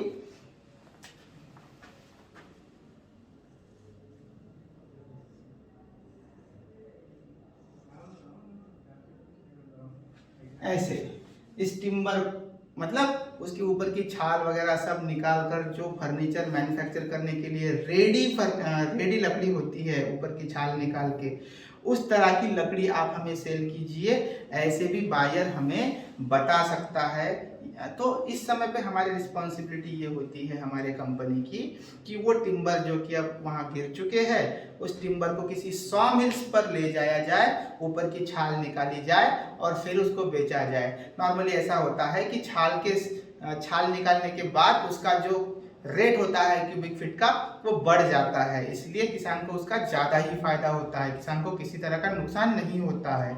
इसीलिए अब मान के चलिए एक आधा ऐसा बायर हमें मिल गया है जो कहता है कि आपके 800 जो टिम्बर थे उसकी छाल निकाल के आप हमें डायरेक्टली हमारे यहाँ तक ला के दे दो और अपना आगे की प्रोसेस हो जाएगी। तो ऑब्वियसली ताकि वो उसने पहले तो कुछ अमाउंट जमा कर रखी, तो लीगल था वो, तो इसलिए कंपनी की वो रिस्पॉन्सिबिलिटी बनती है कि उसको वो छाल निकाल के दे। जितना हम बायर का रिस्पेक्ट करेंगे उतना ही बायर हमारा रिस्पेक्ट करेगा। अगर हम सोचेंगे कि बायर कुछ भी करते बैठे हमें बस अपना पैसा दे दे, तो ऐसा नहीं होता है। ये लीगल प्रोसेस होती है, यहाँ आपके एक भी रुपए का इधर उधर नहीं होने देती है, इसकी हमारी कंपनी रिस्पॉन्सिबिलिटी लेती है। यहाँ पे आप लोगों को, मतलब फार्मर को, कंपनी को ये पोजीशन या अथॉरिटी देनी होगी कि आप हम पे भरोसा करते हैं और हम आपके टिम्बर को ले जाके सॉ मिल्स पे ले जाके कटाई करके बायर को दे सकते हैं। इस तरह से ये टर्म्स एंड कंडीशंस यहाँ पे लिखी गई है। ओके, उसके बाद जैसे कि हमारे जो प्रोसेस है, उस प्रोसेस में जो कि 15% अमाउंट हमारी कंपनी ले रही है, तो उसे देना ये आपकी रिस्पॉन्सिबिलिटी है। उसे आप किसी भी तरह से ना डुबाए तो बेहतर रहेगा, लेकिन आपको टेंशन लेने की जरूरत नहीं, हम हमारे 15% काट के ही आपको पैसा देते हैं, है ना। तो आपको टेंशन लेने की उसकी जरूरत नहीं है, राइट। उसके बाद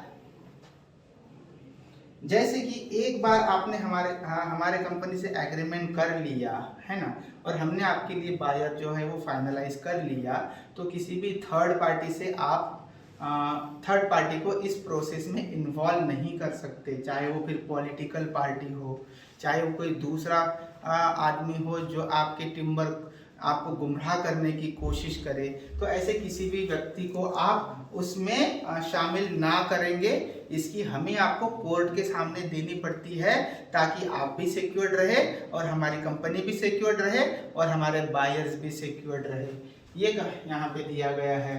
उसके बाद ताकि ये जो एग्रीमेंट है, ये एग्रीमेंट सिर्फ ट्री के लिए बनाया गया है।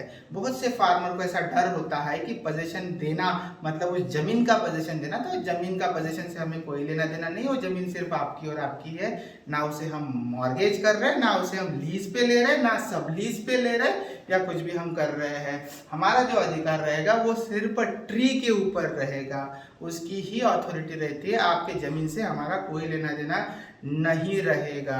चाहे वो जमीन आपने लीज पे ली हो, चाहे वो जमीन आपने रेंट पे ली हो, चाहे वो आपकी खुद की जमीन हो, उससे हमें कोई लेना देना नहीं होगा। हमारा जो वर्कआउट होगा वो सिर्फ आपके ट्री से कनेक्टेड होगा। उसके बाद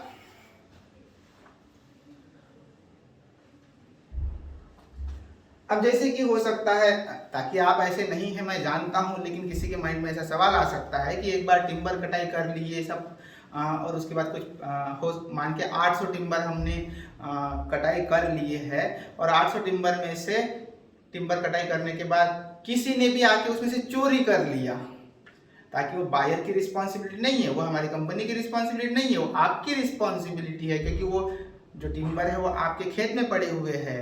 उस टिम्बर की जब तक वो टिम्बर वहां से ट्रांसपोर्ट ना हो जाए, उस टिम्बर की सुरक्षा करना वो आपकी रिस्पॉन्सिबिलिटी बनती है। अगर उसमें से कोई चोरी हो जाता है तो 2 रुपए के लिए आपके और कंपनी के रिलेशंस जो है, या फिर हमारे दूसरे बायर्स के साथ रिलेशंस जो है वो खराब हो सकते हैं। इसलिए आपकी रिक्वेस्ट रहेगी कि ऐसे कोई काम ना कीजिएगा या करने भी ना दीजिएगा किसी को भी कि उसमें 2 रुपए के लिए आप 2-4 लकड़ियां उसको चुरा के ले जाओ जो आप ही की है ना, क्योंकि उसका पैसा तो आपको मिलने वाला है ही, लेकिन किसी बायर को नुकसान करके आपको इतना फायदा जो है वो कहाँ ये कर पाएंगे, है ना। तो ये यहाँ पे टर्म्स एंड कंडीशंस लिखी गई है ना। उसके बाद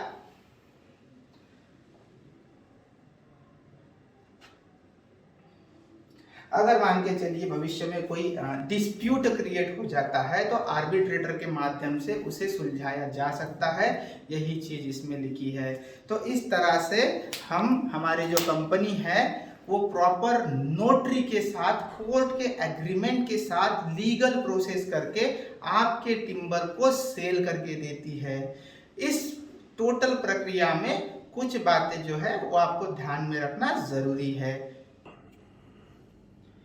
जैसे कि सबसे पहले हमारी जो कंपनी है कैथेड्रल बेल्स प्राइवेट लिमिटेड, ये एक कंप्लीट सॉल्यूशन आपको प्रोवाइड करती है, जहां शुरुआत में प्लांट लेने से लेकर प्लांट के प्लांटेशन की प्रोसेस, प्लांटेशन की गाइडलाइन, उसके फर्टिलाइजर की प्रोसेस, ऑर्गेनिक मैन्योर की प्रोसेस, वहां से लेके टिम्बर, उसको अगर कोई डिसीज लगता है उन सारे डिसीज की जो भी सॉल्यूशन वो कंपनी आपको प्रोवाइड करती है। और उसके बाद एंड तक, जैसे कि टिम्बर कटाई होने दीजिए, वहां से लेके टोटल एंड तक की जो है हेल्प हमारी कंपनी आपको प्रोवाइड करती है। इसमें कुछ बातों का ख्याल, जो कि अभी प्लान कर रहे होंगे ये सब चीज करने का, तो कुछ बात को ख्याल आपको रखना जरूरी है। जैसे कि नर्सरी से जब आप पौधा लाते हैं, नॉर्मल किसी भी नर्सरी से, अगर वो हमारे कंपनी की नहीं है, आप दूसरे किसी नर्सरी से पौधा लाते हैं, तो नॉर्मली एक छोटा पौधा मत लीजिएगा, उन्हें कहिएगा कि कम से कम आपको 8 बाय 8 की पॉलीथीन बैग चाहिए। 8 बाय 8 पॉलीथीन बैग जिसका वेट कम से कम 3 किलो होना चाहिए। ऐसे ही कोई भी टीक वुड का या महोगनी का या मलबार नीम का या यूकेलिप्टस का जो है वो पौधा आप खरीदिएगा। इससे क्या होगा कि भविष्य में आपको उस पौधे के लिए ज्यादा डिसीजेस नहीं आएंगे, ज्यादा चिंता करने की जरूरत नहीं रहेगी, है ना। तो ये चीज आप सबसे पहले कीजिएगा अगर आप प्लानिंग कर रहे हैं कोई भी टिम्बर पौधा महोगनी का या फिर टीक वुड का या मलबार नीम का लगाने के लिए। उसके बाद दूसरी चीज जो है वो आपको ख्याल रखना है कि वैसे बहुत सी नर्सरियाँ होती है जो बस यूरिया डाल के पौधे को बहुत लंबा कर देती है। अब होता ऐसा है कि यूरिया डाल के जो पौधा लंबा हो जाता है, बाद में ना उससे बहुत ज़्यादा तकलीफ आप ही को भुगतनी पड़ती है। पहले किसान क्या कर लेता है, बस पौधे की हाइट देख के उसको परचेस कर लेता है, बाद में उन्हें पता चलता है कि कितनी बड़ी गलती उन्होंने कर दी है। उनको साल भर के बाद पता चलता है कि उसकी हाइट बस थोड़ी सी बढ़ती है बिना यूरिया के, है ना। तो ये गलती आप मत कीजिएगा। फॉरेस्ट्री में छोटा पौधा अच्छा होता है, और हॉर्टिकल्चर सेक्टर में बड़ा पौधा अच्छा होता है। ये एक बेसिक गणित होता है ना, ताकि जितना समय उस पौधे को जमीन में मिलता है उतने ही ज्यादा अच्छा पकड़, अच्छी गर्द उस पौधे को आती है। उसके बाद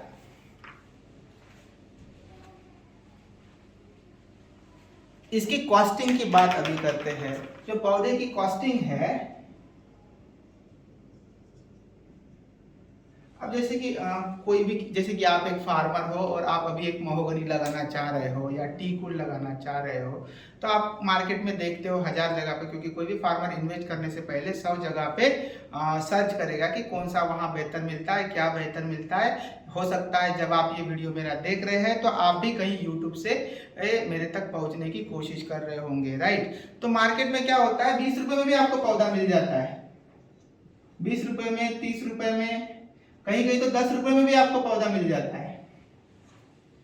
इसका कोई बड़ी बात नहीं है, क्योंकि ये पौधे जो है ये 5-6 रुपए में बन जाते हैं और ऐसे ही आपको 20-30 रुपए में वो बेच देते हैं। लेकिन वो अपना जो है अपना टोटल प्रॉफिट निकाल लेते हैं। ऐसे झांसे में मत आइएगा, क्योंकि फार्मर मैक्सिमम क्या करता है कि ये 20-30 रुपए वाला पौधा खरीद लेता है, उसको लगता है अभी मैं 2 रुपए बचा लूं, और बाद में फ्यूचर का उसका कोई भरोसा नहीं होता है। तो आपको रिक्वेस्ट रहेगी, कोई ये 20-30 रुपए वाला पौधा अगर आपको बेच रहा होगा, 40 रुपए वाला भी बेच रहा होगा, 50 रुपए बेच रहा होगा, 60 रुपए बेच रहा होगा ना, तो भी मत खरीदिए, क्योंकि आज आपको कुछ नहीं लगेगा, पौधा तो सेम ही रहेगा, लेकिन सर्विस सबसे ज्यादा मायने रखती है। सर्विस जो है वही सबसे बड़ा इंपॉर्टेंट पार्ट है। पौधा तो एक ही बार आपको लगाना है, लेकिन बाद में तो 15 साल तक, 10 साल तक, जो भी उसकी मैच्योरिटी पीरियड होगी, 25 साल तक, उस तक उसकी केयर करवाना बहुत जरूरी होता है। नर्सरी वाले नॉर्मली आपको पौधा देके छूट जाएंगे, उससे कोई लेना देना नहीं रहेगा। इसीलिए 30 रुपए, 20 रुपए, 10 रुपए वाले पौधे में आप मत पड़िएगा, क्योंकि बाद में अच्छी सर्विस आपको नहीं मिल पाएगी। तो आपको उतना ही खर्चा आएगा जब आप सोचेंगे कि काश मैं पहले ही थोड़ा बहुत ज्यादा खर्च करके इन पे भरोसा कर लेता तो अच्छी बात रहती। यहाँ पे हमारी ये कंपनी जो की जो प्राइसेस है वो थोड़ी ज़्यादा है, क्योंकि हम हमारी पूरी जो सर्विसेज है वो बहुत ही सही ढंग से आपके सामने पेश करते हैं, हम सही ढंग से आपकी हेल्प करते हैं। इसमें हमारी कंपनी की जो प्राइसेस है वो 150 रुपीज़, 120 रुपीज़ या 100 रुपीज़ मान के चलिए, इस तरह से शुरुआत होती है। अब आप अगर ज़्यादा क्वांटिटी में, मतलब 5000 तक पौधे लेते हैं, है ना, तो हम आपको 100 रुपये में दे देते हैं। अगर आप उससे कम पौधे लेते हैं तो 120 में आपको देते हैं। मान के आप 2000 ही पौधे आपने लिए, उससे भी कम अगर आप 500 पौधे लेते हैं तो 150 रुपये तक हम उसकी प्राइस रखते हैं। देखिए प्राइस ज़्यादा है, हम इस बात को एग्री करते हैं, लेकिन हम सर्विस भी उतनी अच्छी देते हैं, इसीलिए हमारे कंपनी की जो प्राइसेस है वो ज़्यादा है। मार्केट में पौधा हम वही देंगे आपको जो दूसरा नर्सरी वाला दे रहा है, लेकिन उससे अच्छी क्वालिटी रहेगी, क्योंकि उस पौधे को हमें ही आगे चल के खरीदना है ना। अब हमें ही आगे चल के खरीदना है तो उसकी सेवा वो किस तरह से देना है, उसकी ग्रोथ किस तरह से करनी है, सब कुछ हम पर ही डिपेंड करता है, हम पर ही निर्भर होता है। इसीलिए हम इस कॉस्ट में देंगे तो सही ढंग से आपको सही तरीके का गाइडेंस के साथ वो पौधा हम आपको प्रोवाइड करेंगे। ये हमारे कंपनी की एक बेसिक कॉस्टिंग होती है, जो हम इस बात से कहना चाहते हैं, राइट। अब अगर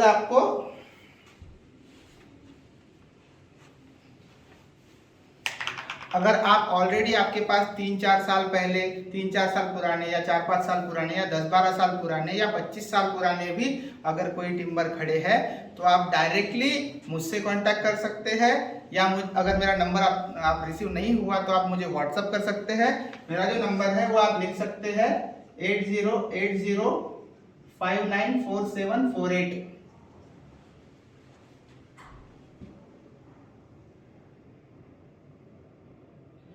8080594748।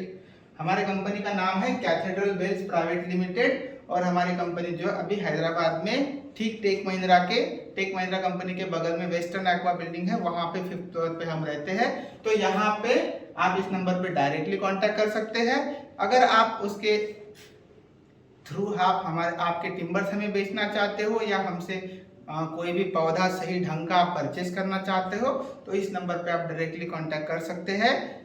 इसी के साथ हम इस वीडियो को यहीं ख़त्म करते हैं। Thank you everyone. अगर आपको सही लगा इस वीडियो को तो आप इसे दूसरे को शेयर कर सकते हैं। Thank you.